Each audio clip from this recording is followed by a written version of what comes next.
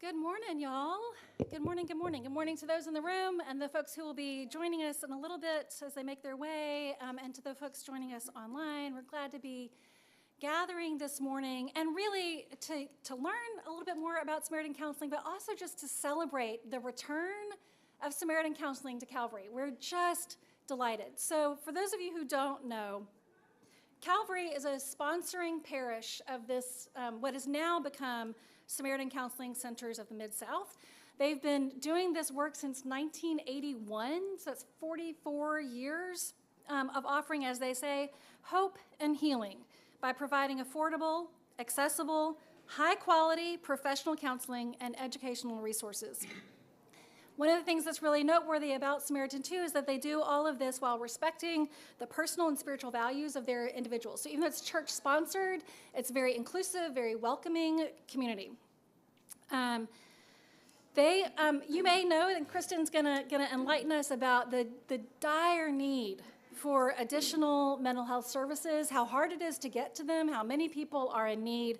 So we're really grateful for their work, and that there's a moment in time at Calvary where they were looking to come back downtown, and we had finished this beautiful renovation and have spaces now that we can share with partners.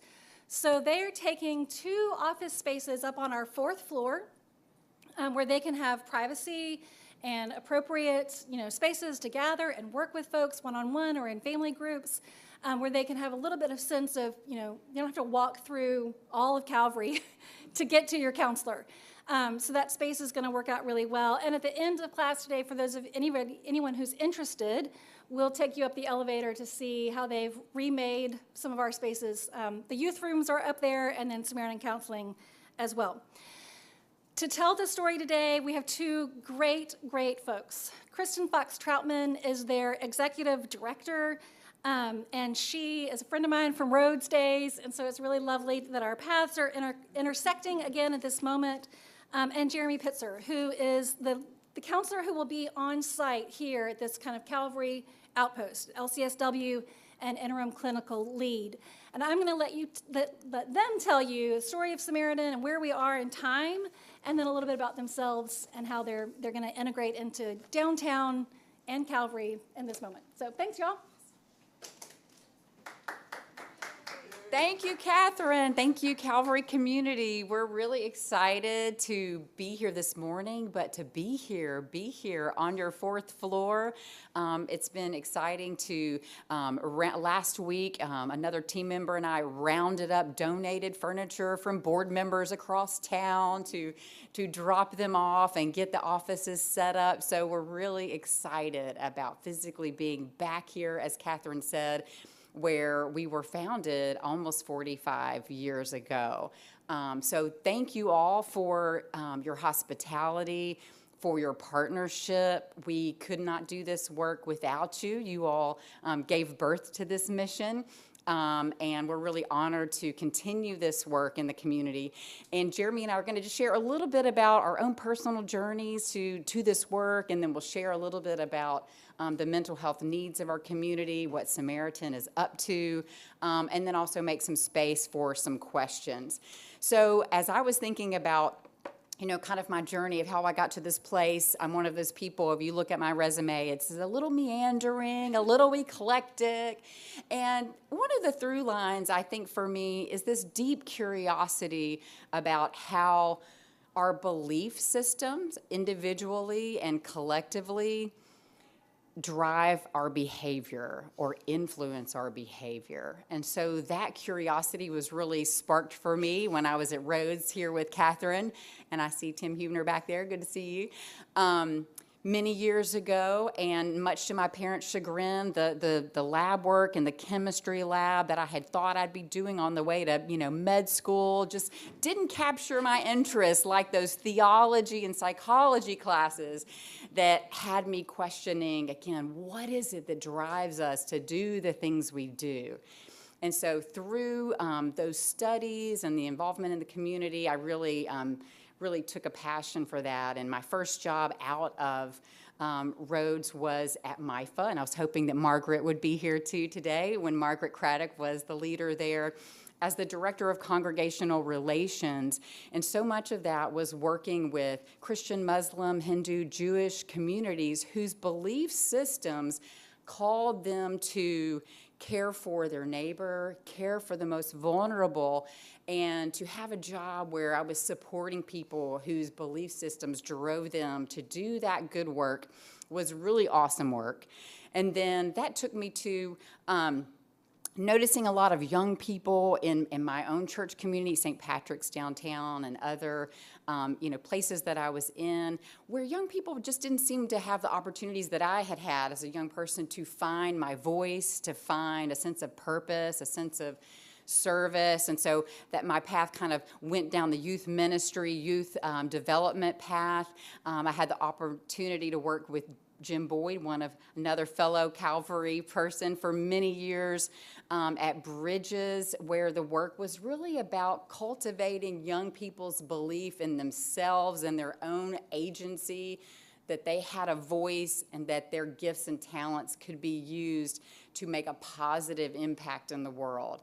So that kind of through line, and through those jobs was able to learn a lot from the best in the field on how to be good stewards of charitable dollars, how to run nonprofit organizations in an ethical manner, to be able to put the mission of our work forefront and to really create systems and structures that supported that work. And so COVID hit, as we know, and you can say that ... and then there's usually some change happens, right? I had a teenage daughter and a preteen at that time, and I saw personally in my own life and family and in their friends and networks how the shutting down of those social dynamics and ability to get out and explore your world and to find your purpose and place in the world really impacted mental health, right, for our young people. And we know it exacerbated already some declining mental health issues for young people. And so I was one of those people that's, midlife, pandemic, let's go back to school. So I went back to get a master's of social work and was really interested again in that kind of like, where do our thought patterns, right, our cognitions, impact our emotions and our behaviors. All of those things are intertwined. And I think, again, that through line about how if we can develop enough mindfulness and skill and really understanding our own belief systems and thought patterns and maybe disrupting some of those that aren't working for us anymore, that might not be helping us to live the life that we want, really drew me into kind of this mental health space. And so when the opportunity became available to use some of my nonprofit administrative skills and experiences and to marry those with my passion for helping young people and all people to really cultivate their mental health for the sake of having a healthier life, that was really a great fit for me. So I've been really excited to be at Samaritan for now almost 2 years. And we're going to talk a little bit about the work that we're doing and kind of where we're going, and we want to engage you all in that as well. But I want to invite Jeremy up. I'm so excited. And I want to acknowledge Will and Mary, who are both on our board currently with Samaritan, and they really helped to take the organization. There was a period of time where there was not leadership for the organization, that really things just kind of kept chugging along, right? But really having some really talented and committed board members who came on and really realized this is an important ministry, important work that we don't want to let go. And so they really helped to rebuild a strong foundation for the organization, where they were able to hire me to come on. But really, they've done such great work in building that foundation, so I want to acknowledge them. And then so honored that Jeremy Pitzer, who has an immense experience in our community as a mental health provider and leader, was able to come on to support our team as a supervisor of our clinicians, and will also be doing therapy work here on site. I'm going to invite Jeremy up to just share a little bit about his journey. Come around this way. Thanks, Kristin. That's tough to follow. It's very poised. I'm feeling very fortunate to be here. My wife asked me how I was doing this morning, and I was like, I'm nervous. She's like, what are you talking about? You do this all the time. I'm like, it's Calvary. Like, it's a big deal. I can't blow it. She's like, you'll be fine. Be yourself. So my journey was a little bit different than Kristin. I started as a business major in college and loved it. Did accounting 1 and 2, where we had to do everything by hand, and learned it and loved it. But I took a sociology class, and I immediately, one class, changed my major and knew that this is what I wanted to do, the study of people. So I did that, and I went ahead and got my master's degree in social work, University of Illinois. And when I was doing my internship, there was a job that came open that said sales experience and social service degree. And I'm like, okay, that's me. Let me do this. I'd worked at Circuit City in college. And so for the next 20 years, I was on a mission, and I lived that mission. I acquired additional experience across every aspect of behavioral health. I was a behavioral health CEO for about 10 years, but a clinical director, multiple interim directorships, and I just got a really broad experience across all domains of what kind of goes into behavioral health. And then, fast forward 20 years later, and I look around and go, okay, that's awesome, but what is my path now? It's different. I acquired all this knowledge and skill. What do I want? What am I supposed to be doing? And I'm supposed to be doing therapy. It's what I'm really good at. It's what I enjoy. And so for the last few years, I've been doing primarily therapy and some consulting. About a year ago, Kristin called me as a friend of a friend type of situation, just asked a question, and I knew it was going to be great in my first interaction. Because what I learned about Samaritan was that they care about clients deeply, and they care about their clinicians. And so even though this was a difficult conversation of like, how do we approach these complex issues? Let's sort out all the ethics and regulatory piece. At the center of that, their perspective was, how do we support, retain, and build these therapists and build this program? So for me, that really was engaging, exciting. So I think I may have found a little bit of what I was looking for in Samaritan. So thank you for that. That is why I'm here. I really, really enjoy the work. I supervise the clinicians. Some of them don't need supervision. Some of them are fully licensed, but I get to supervise them. I get to look at their notes, and I get to help the organization move towards best practices, the best compliance. How do we be in all the places in our community that we need to be? So I'm really excited that I get to be, I think I'll probably be the first one that gets to be upstairs on the 4th floor and serving this downtown community. So thank you for welcoming me. I'm really excited, and yeah. Great. Well, if you stay up here, we're going to kind of tag team the rest of the talk. And I wanted to also I realized I didn't actually put this on a slide, but did want to let you know that we have one of the core reasons why we've been around for almost 45 years is the deep, generous partnerships of the church community. And Catherine said, our mission is to meet people where they are, whatever their spiritual belief system is. But we do have a deep and rich partnership with the faith community here in Memphis. And so we also have offices located throughout town. Now we can say Germantown, downtown to Germantown. Our main office is provided by Idlewild Presbyterian Church, and that's a freestanding house building next to the church.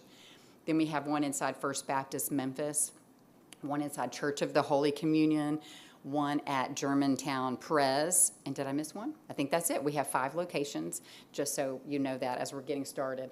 So I wanted to just ask you all, just based on your lived experience, what are some things that you have noticed or you've come to understand about mental health in the U.S., in Memphis? Kind of what are the needs that you think are there? What do you think, what do you think about mental health care access? Just anything, any thoughts that come to your mind, things that you've come to understand or believe from your lived experience. Catherine. I know it's not gone yet, but I do feel like the stigma, just in having the conversation and saying, oh, my therapist and I, the ability to be a little bit more transparent about the need, and that we can talk about that with less stigma. I think in a lot of spaces that we might not have been able to before. Mm-hmm. Absolutely. Great. I think that's very true. And I see that in some communities, and then in others, it's interesting. I just met with some of the family support coordinators who work through urban strategies in the former Foote Claber home communities. It's now mixed family income. just to see were there ways that we could, this was a former Bridges colleague of mine now runs that agency, and wanted to see, could we be a resource? And talking with those case managers, and I brought in just a flyer that said, affordable mental health services, and I was asking for their input on how we could make our services accessible. And they said, well, the first thing I would do is I would change your flyer. They said, in our community, when people see those words, they think XYZ, right? And it was really still a stigma, some of the language we use. And so in some communities, even just the language of mental health, behavioral health has become less stigmatized, and we talk about it. And in other communities, it still means certain things that, there's not the same kind of understanding. But I think in many spaces, especially among our young people, I know having a college-age daughter, right, this is something they know. This is something they've been through, that they experience. They know how important it is to take care of it, so I agree.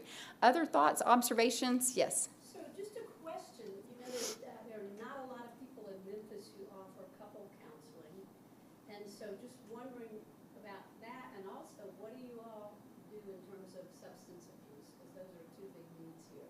Okay, great. We'll talk a little bit about our services. We do have one key provider that loves to see couples. He's been doing that work for over 20 years, but I have learned from him. We lost one of our who's retired, Rod Spencer, and we had another great family, couples therapist who retired recently. But I have heard that too, right, that there's a lack of, there are not enough couples therapists. And then I know the alcohol and drug work, I'm going to leave that to Jeremy. He knows more about that. We'll get some, I don't know, Jeremy, do you want to speak to that in any way, just like your understanding? Samaritan is an outpatient counseling center. I know we do have a couple of therapists that work with people on the therapy side who may be in recovery, right? But our level of care, of course, doesn't involve detox or any of the inpatient level of care. But I think that those services, have been gaining new resources and growing over time. I don't know, Jeremy, do you want to speak to that? Yeah, that's what a great question. So Rod is definitely one of our best and most experienced, and he really enjoys it. I also do some couples therapy. I've discovered that I really like it. So it's maybe 10% of the clients that I see, so not a huge amount, but I do enjoy it. And then we have a couple others that do it and do it well, and just not as much maybe. And then on the addiction side, so we do have one person, Don Anderson, who really specializes in that, who he is in recovery, and so follows an abstinence 12-step based model, and is totally comfortable doing that. I'm pretty much comfortable with just about anything because I have kind of done all of those things. So yes, those issues are within our wheelhouse, and we do have capacity and bandwidth, and it is hard to find. Mm-hmm. Great. Any other observations? Mm-hmm. Well, this was a question also. What I gather from the media is a great need for mental health services that's unmet. And so my question is, what sort of outreach does Samaritan do within the community? Great. That's a good segue. I'm going to invite Catherine to change to our next slide. Are you my clicker, Catherine? Okay, great. And so we'll talk a little bit about the need, then we'll also talk about some of the work that we're doing to address those needs. So these are just, I don't know, can everyone see that? I don't know if y'all can see that from your angle. These are just a few statistics, just to kind of give a flavor of like what the kind of current status and need is. These first two statistics are from a survey, an American survey that was done over just this summer to get some recent information about kind of what's happening right in our communities right now. About 83% of the respondents said that the current economic climate was having a real impact on their mental health, right? Stress levels, anxiety are impacted by people's sense of financial security, right? So we know that those types of social, realities impact people's mental health. And about 60% of those respondents said that clearly, right, you're stressed about your finances, but then finances are your barrier to getting care, right? So 60% of those people said they recognize they have a mental health challenge, they're having extra stress, but they don't have the resources to gain the care they need. This next statistic, 42%, is from a 20 2022 survey that was actually done by Cigna in a local community that was looking at different mental health factors. This was studying loneliness, looking at people's sense of social isolation and loneliness. So about 42%, almost half of Memphians said that they felt isolated sometime or all of the time, right? And I think that the statistics across the nation, 1 in 3 people experience loneliness, and so we know that that's become like an epidemic, right? And that there's social dynamics related to that, but clearly that impacts people's mental health and their physical health. So this statistic, the CDC reports that over the past couple of decades, the suicide rate has increased by 30%. So that's a pretty significant marker just to show collectively, right, that we're not headed in the right direction in this area. A few other local statistics. I think the last time I was here, I went back to my PowerPoint, I was here a year and a half ago. This was 43rd, and now it's 44th, which is Tennessee is ranked 44th out of the 50 states in access to mental health care. And much of that has to do with provider ratios and cost. Okay, so we'll look at that. This 51.5%, this was a study that just was put out last year, and I was really grateful to find this because anecdotally, we were always hearing, right, I can't find anyone who will take my insurance. Has anyone ever tried to seek, care, mental health therapy for you or your loved one, and you've got good insurance, but they won't take it, right? So you're paying out of pocket, probably $150 or more for a session.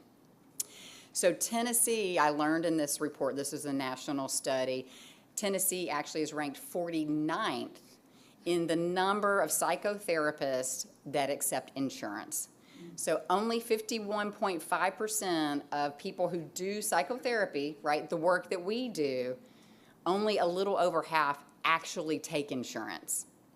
And the interesting part of that is that 91% of Tennesseans have insurance. We're at a period of time where actually the majority of our citizens, we will talk about future trajectory of that. Currently, 91%. And so if people have, mental health care and around Mental Health Parity Act that was passed a couple of decades ago, right, insurance companies are supposed to, right, pay.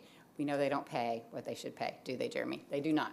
But most do cover mental health care in some way or another. It's not sufficient. But if you have it and you can't use it for almost half of providers, right, then that creates an access barrier. And then this other statistic here, so this is a provider, we are considered to be in a provider shortage area, okay? So there is an estimated 1 mental health provider to 600 persons in Shelby County. This is almost double the national average of 1 to 300. And in some of our outlying areas, like Fayette County, is 1 to 4,000. So our rural communities, really, this is a big, big issue where they don't have access to the providers. And we'll talk a little bit about, that we provide telehealth services. When I first came in, and Will and Mary had helped us invest in this awesome electronic medical record, which we hadn't had for 43 years. It's amazing the data you can pull out of that, right? And when I was able to pull that report and see the zip codes of our clients, last year we served clients in 71 zip codes. Well, when you put those on the map, many of those are in rural outlying communities. And I was surprised that we were doing that. And so talking to our therapists, right, they might have gotten started with someone in person, but then they continued in telehealth, or they started in telehealth. So that's a huge advancement in the mental health field that really was sparked one of those positive silver linings of the pandemic, that a lot of people, found that most vulnerable communities and people groups were able to gain access through the telehealth mode. Any questions about this? Yes, Mary? So between those statistics and then just the stigma that's getting better, it's very daunting because, I believe so many of the things that are happening in our world either have a root result in some pretty significant mental health issues. And I think I know the answer to this, but I mean, is there anything that y'all are finding as you read what's going on in the national landscape where we're focusing on this at all? I mean, you know, there's so many different negative things going on in spending and stuff. Is there any real focus nationally on our mental health crisis that you found?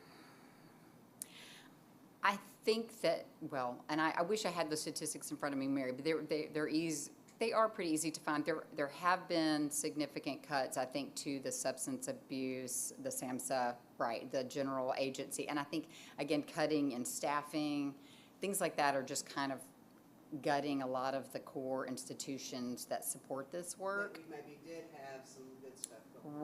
Right. In Tennessee, I actually looked it up, and I'll be honest, I made an assumption going in that there had been significant local cuts Tennessee, and I was surprised that there were some positive votes, or I think to maintain some of the mental health funding. I think there were cuts at the school level. I mean, Jeremy, again, you can step in and speak to any of this.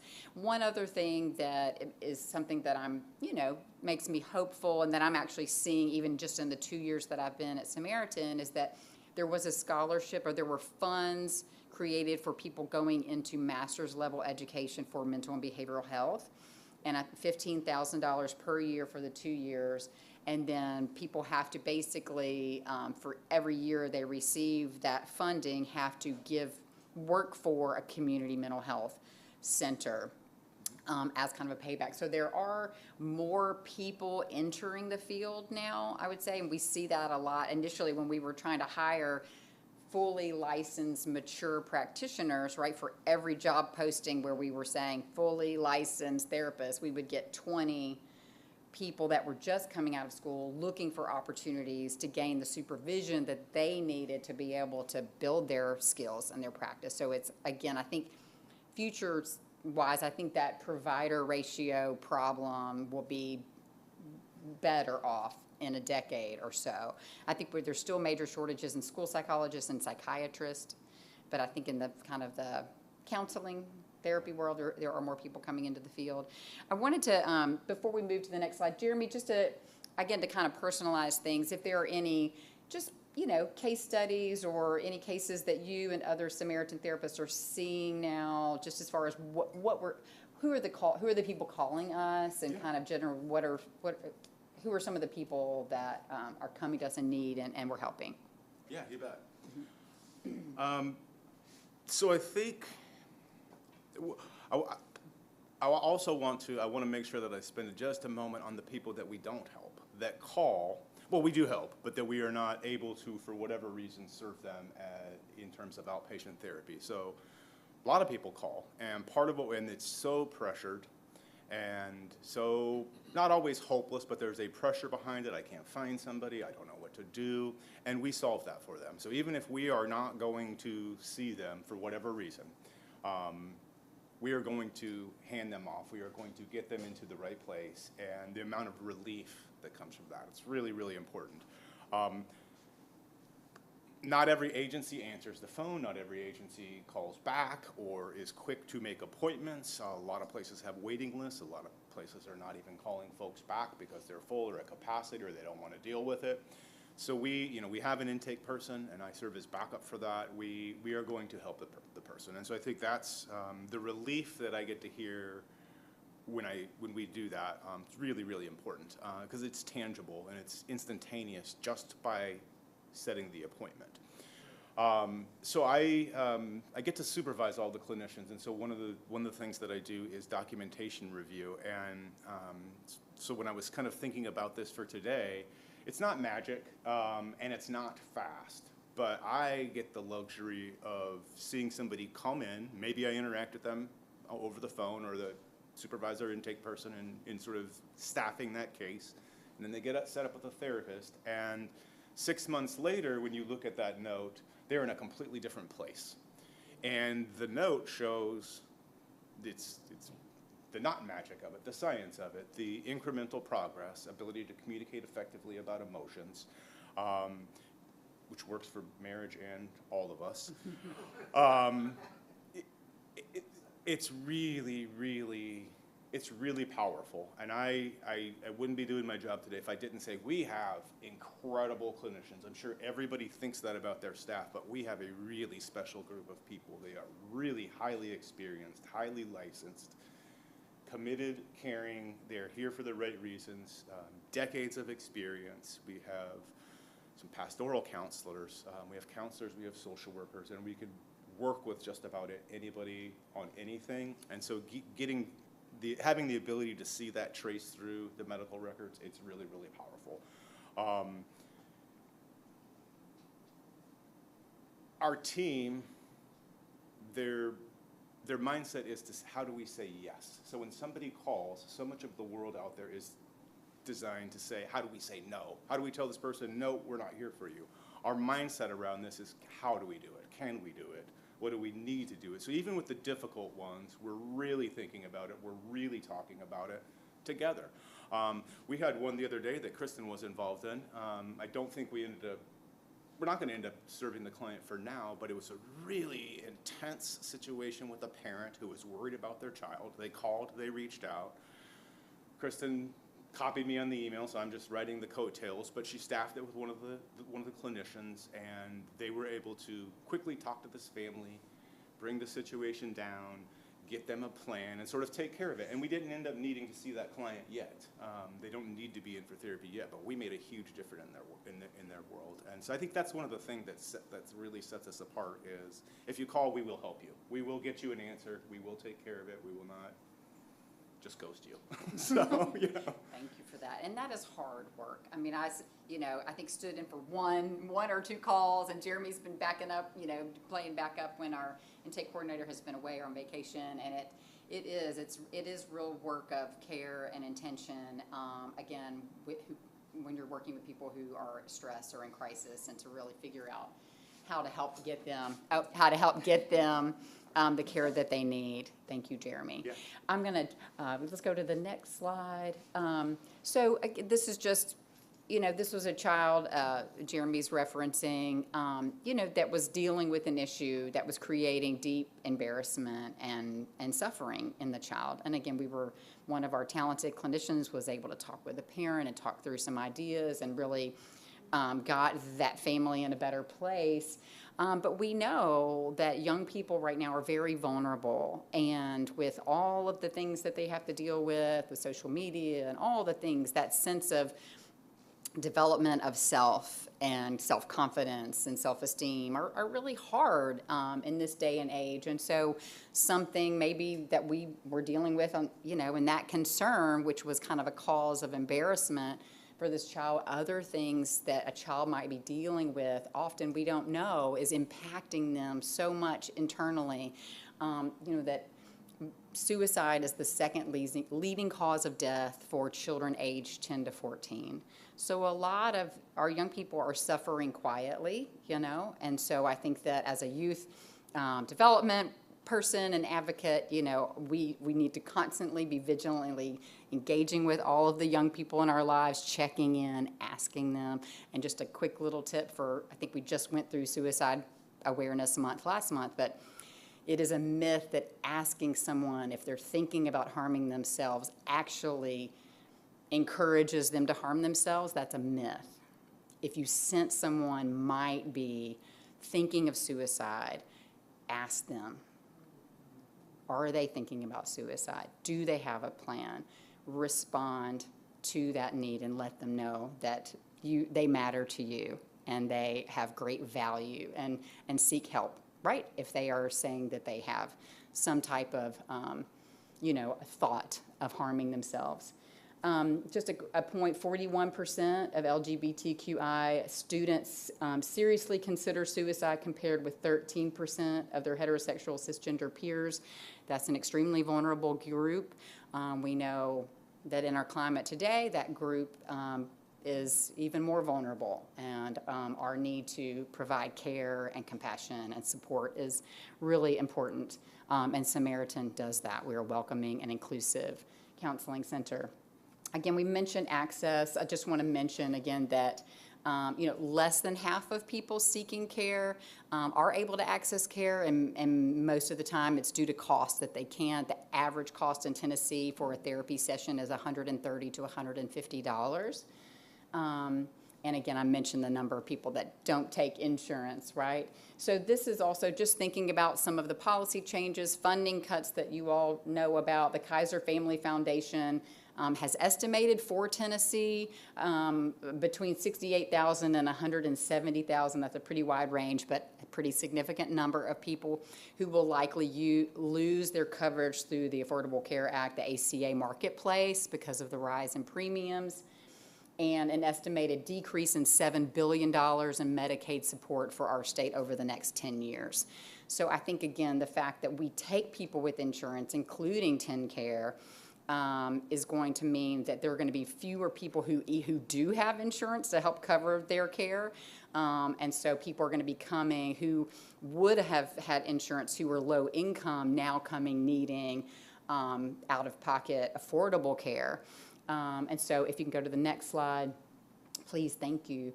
So these are some of the ways that we make care accessible. And I would say there's three main prongs or pillars that really have allowed Samaritan to still be here doing this work 45 years later. The first one is church partnership. The fact that you all provide the office space for one of our therapists, we actually have two offices, two of our therapists over time, right? The overhead costs that we're saving by you all donating that space is significant. If we were to have to go into the marketplace and rent office space for our counselors, then you have to pass that cost off. You have to pay for that somehow, right? And the fact that we have 2 clinician offices here, 4 at Idlewild, and 1 at our other locations, so 4, 5, 6, 7, 8, 9 clinical offices provided in kind by our churches. Again, try to go out into the marketplace and buy an office space with 9 offices plus 2 admin offices. Again, we wouldn't be able to do what we do if that were our business model. So the generosity of the church community is the #1 pillar of why we are still standing today. Second of all, the fact that we take insurance, even though the insurance reimbursement rates are way too low. I've been analyzing our data, and I don't think there are any of our providers. I think out of our clients, there were 3 clients whose insurance reimbursements met the cost of service. So it cost us about $150. I understand why private practitioners charge you $150 because that's what it costs to do the work. But there are very few insurance plans that get anywhere near. The average is closer to 90 to 100. So that gap, where's that gap going to come from? Okay? So the third prong, but that is, again, about 75% of our clients are using some form of insurance payment. But once you sign a contract with an insurance company, right, then we're agreeing to accept that payment, and we can't charge the client for, pay us the extra, so we have to make up that gap. And so the third prong is being a nonprofit 501c3 counseling center, we're able to raise charitable dollars that directly offset the cost of care. So we have a client assistance fund that we raise money for that directly, if you're coming in and you're on the lowest end of our income scale, and about 20% of our clients are at this 20,000 or below income scale, they are able to pay as little as $20 for a session, okay? Again, thinking if you're in the marketplace, what you would have to pay. We are, as an organization, raising funds to make sure that the therapist gets paid at least a certain amount so that they can support their families. We can retain high-quality people. Because I think probably most people that go into this field would love to be able to just provide therapy for anyone at the rate that they could pay, but you wouldn't be able to do it and keep your doors open. So the fact that we're able to raise funds really helps us to do that. And then, so comprehensive services, Jeremy, we mentioned a little bit in-person, telehealth. We serve children age 4 and up, couples, families, groups. We are a new thing that we're in. I'll talk about this on another slide. We have just We're starting a partnership with the University of Memphis, their psychology department, school psychology program, where we're going to be contracting with their professors and their doctoral students to provide highly in-demand psychoeducational assessments for children. This is a big need in our community. Yes, right, yay, oh good. We've been getting a lot of that response. Please, right. So again, it'll be offered on a sliding scale, just like our other services. Really, insurance doesn't even cover this service unless you're an itty-bitty child. Once you get to middle school, Laura knows working in school, they're not even gonna touch it. And the average cost, I called around just to get real, like, current data. One provider in town that people would know if I said their name charged $2,900 for the battery of assessments. And the lowest was like about $1,200, $1,500. So through, again, those 3 prongs that I mentioned, we're going to try to make that particular service more affordable. It's not something you can do for free because it takes a lot of time of the therapist, of the psychologist, but it is something that we're working on growing our services. And again, I mentioned that we have those 5 centers and 71 zip codes. I wanted to invite Jeremy to come up, and again, talking about our services, just a little bit about maybe the different modalities that our therapists use. When I was thinking about my own journey, and again, thinking about how belief system, our beliefs impact behavior and emotion. I know that, cognitive behavioral therapy is like a core, one of the modalities that therapists use. I don't know if you can share a little bit about that, how that works, and any other kind of specialty areas that our therapists have and bring to the table. Sure. And thank you for mentioning that, because as you were talking about the kind of challenging values and looking at that let me come closer, I'm sorry. I don't want to whack it again. That sounds a lot like acceptance and commitment therapy, which ACT, it's a type of CBT. So I use CBT. I think it's one of the main foundations of all therapy. I'm very comfortable with it. Most clinicians are, and I think cognitive behavioral therapy. I'm sorry for those of you that don't know. So it's based on this idea that our thoughts, feelings, and behaviors are the things that we're going to focus on, and we can impact change in all of them. So we can change our mindset, we can change the way we experience things so that our emotional state is correct, or at least right-sized, and we can make incremental behavioral change, and we tie these things together. Then there are variations of that. So when Kristin was talking, I thought, oh, that's acceptance and commitment therapy. And so it's the same principles that underlie it, but it's based on the idea that we should look at, challenge, understand our core values and how it's impacting our thoughts, feelings, and behavior. So it's just a slightly different perspective. So CBT is really going to be the bulk of most of the work for most people. So if you look at our client profiles, actually, we'll just look at just general data. Nobody in here, of course, but about 40% of adults at any given time are going to have some symptoms of anxiety or depression. So anxiety and depression are going to be the big ones. But then when we start picking into that, it's family issues, it's socioeconomic issues, it's community issues. There's all kinds of trauma, lots and lots of trauma that manifests as these symptoms. And so in terms of diagnosis, we're going to see lots of depression, anxiety, PTSD, not so much bipolar or schizophrenia because we are an outpatient setting where it's very low acuity. So what we see is going to be most of the people out here regularly in the community. So motivational interviewing is a big one that we use, that a few of us use for addiction work, and it's just helping assess language around change and encouraging, helping the clients make that decision for themselves.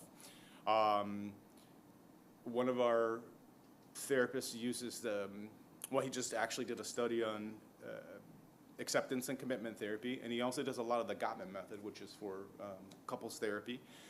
So those are going to be like the bulk of what we do. I'm excited.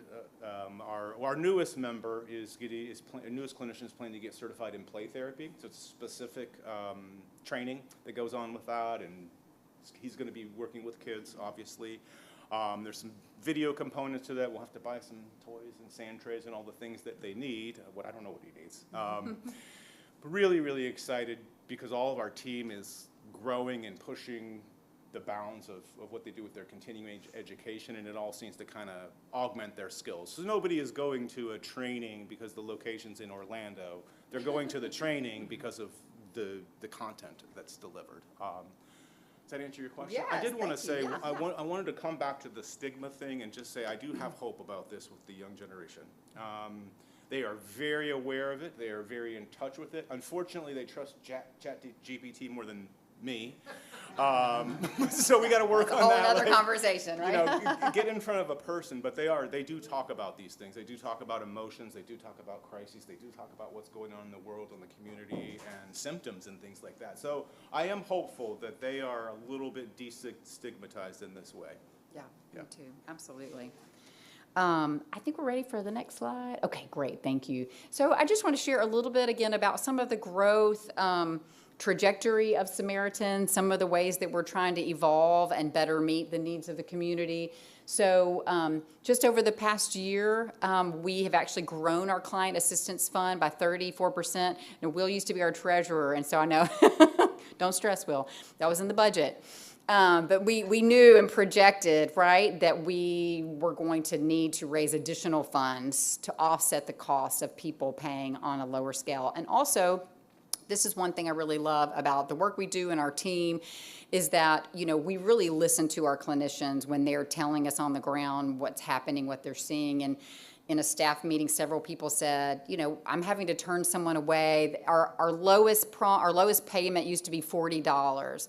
And we had a few clinicians to say, I have someone paying $40, but they're having to end their therapy because they lost their job or they can't keep affording it. And so we came to the board, and our very generous and compassionate board, of course, we have to look at sustainability. We have to think about how this affects the organization over time. But we said, this is the core of our work. And if we have people who are coming to us, they're calling, need our services, and when we say, you know, $40 is the low, and they're saying, well, I'll have to keep moving elsewhere, the board decided to change our policy to $20 a session. So that's a huge, you know, I think just shows how the board and the staff work together to listen to the needs of the community and to respond to them. We have also been really figuring out how do we bring our work and services to higher need communities where there is less access. So we've been piloting a couple of programs this year. One of our new therapists who has a lot of experience in trauma-informed care. She has been delivering she just started doing a grief and loss support group for children in Fraser at New Hope. And I think she's a few weeks in, has just given us like a report on how great the work is going, how well the young people are responding, how their families are responding. And then we're in the planning phases of bringing trauma-informed group support work to people impacted by gun violence through a partnership with 901 Block Squad. So this is really kind of taking us out of our comfort zone, doing something different, but it is, again, trying to respond to the needs by bringing licensed professional counselors who have the experience to work with people who are constantly in a state of trauma, right, to help them help one another, right, to hopefully be able to downregulate, heal from some of that trauma, and be able to move forward, hopefully in, you know, productive, constructive way. So that's really something we're excited about, and we're going to be doing that in partnership with, again, Block Squad and a church in South Memphis. So our youth focus, we were again hearing from our intake coordinator, most of the people we were having to turn away were young people because our therapists were full, or not all of our therapists would see kids. And so that word on the ground impacted our strategic direction. So the last two people we hired focus on children and youth. So I'm excited that we're growing that aspect of our work. And like Jeremy said, and some of you may have known if you get our e-newsletter, one of our newest providers is also a priest at Grace St. Luke's. Jesse Abel is a very talented person who has those, you know, many years of experience in pastoral care, really loved the mental health work so much, went back and got a master's of social work on top of all his other degrees, so that he could be a better resource for children in the community. And so we're honored that he chose us to do that work on a part-time basis through Samaritan. Again, we know about the downtown expansion. We're going to be really reaching out to partners like the law school and other nonprofits that work in this area to figure out how we can really use this office to benefit people that are working and living down in this community. And then the expanding capacity, building the pipeline for new providers. So we didn't mention this specifically, but again, I kind of alluded to the fact that we have a lot of new providers coming into the field, right? If we're going to be a part of that systems level change work, those providers have to have opportunities to develop their skills under supervision. We have a history of providing high quality counseling services, and that is our marker.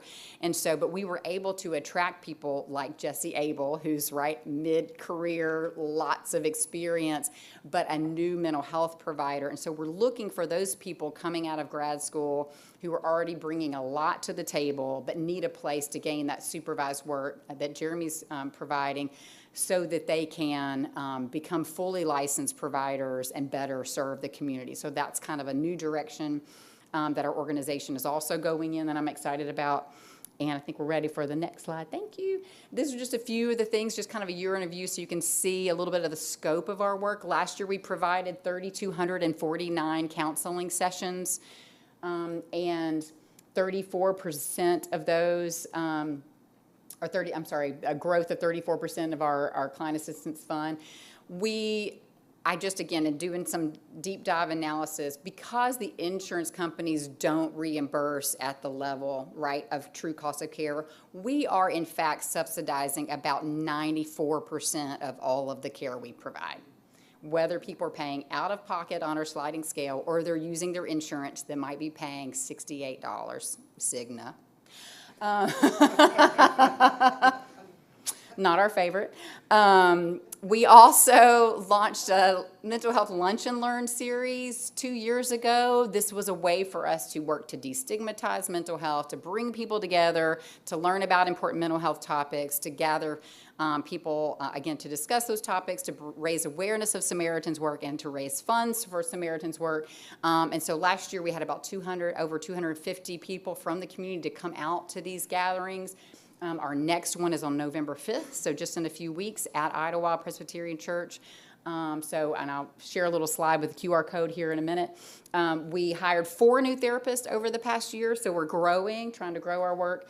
And we had about almost 1,500 of volunteer work. A lot of that is from our dedicated board members. These are roll-up-your-sleeve kind of board members. We also have community members that help us with our events, with gathering, furniture, materials, supplies that we need for our work.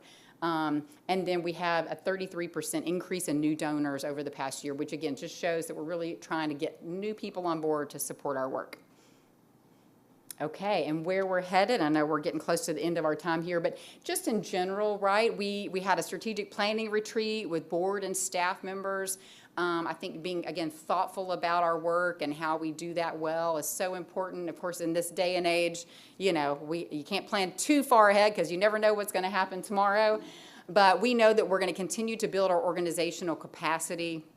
That's really working on how do we hire and retain the best people, right? Because this is people work.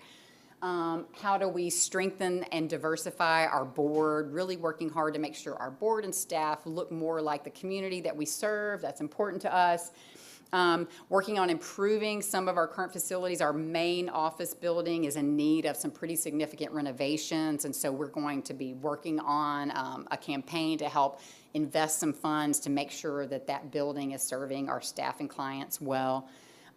We are going to continue to enhance and expand our services, mentioned the psychoeducational assessment piece, bringing customized mental health resources on site for high-need populations, and also investing in more training. We have some grants out to try to get all of our therapists who want an EMDR training, which we know is an effective trauma support modality, and then maximizing resource development.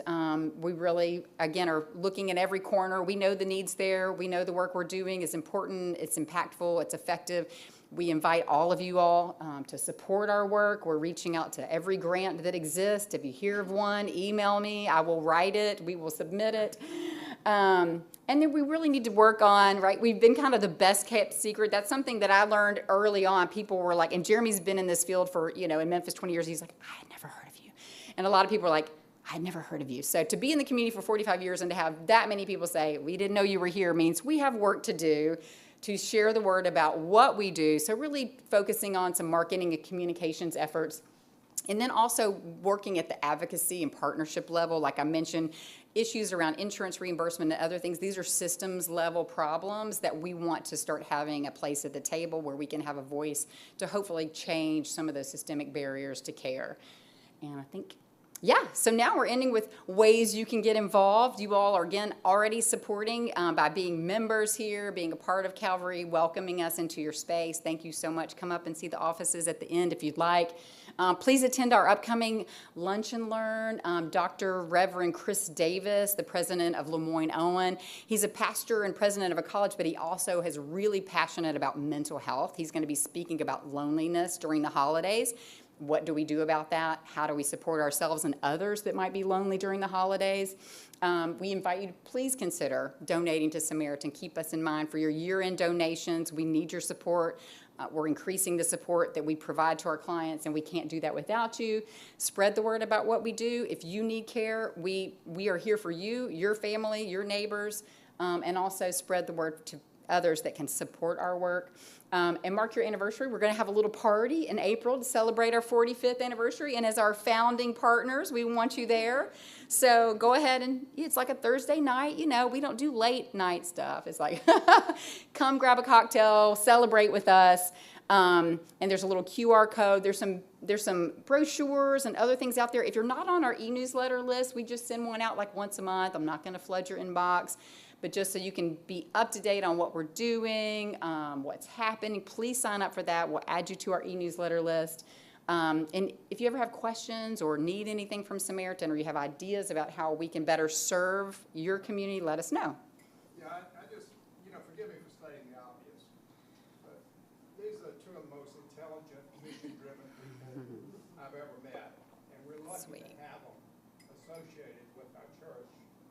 And Jeremy is probably, if he's not in the top 3 therapists in this city, I don't believe he's in 3rd place. I'm getting better. I'm getting better. I would refer any friend, any family member to Jeremy without any question and feel completely at rest that they were getting the best care they could get. Thank you, sir. Thank you, Will. Thank you all again for your partnership. We're so grateful. So as Will just said, and as you guys can tell, we're not just lucky to have like the idea of Samaritan here, but to have this person and this team doing this work and to be integrated into this this community and this partnership. So we're thankful for your time here today, and we're looking forward to a really meaningful relationship, and that you guys, we're going to start hearing from Samaritan. We'll be able to take advantage of this resource that's right in our building. So we're thrilled about that and really looking forward to the next chapter. So thanks, y'all. Thank you. Thanks. Thank you, Catherine. If you're interested in going up to the 4th floor, I can key up an elevator if you want to go take a tour, and then I've got to go to church. So, yeah.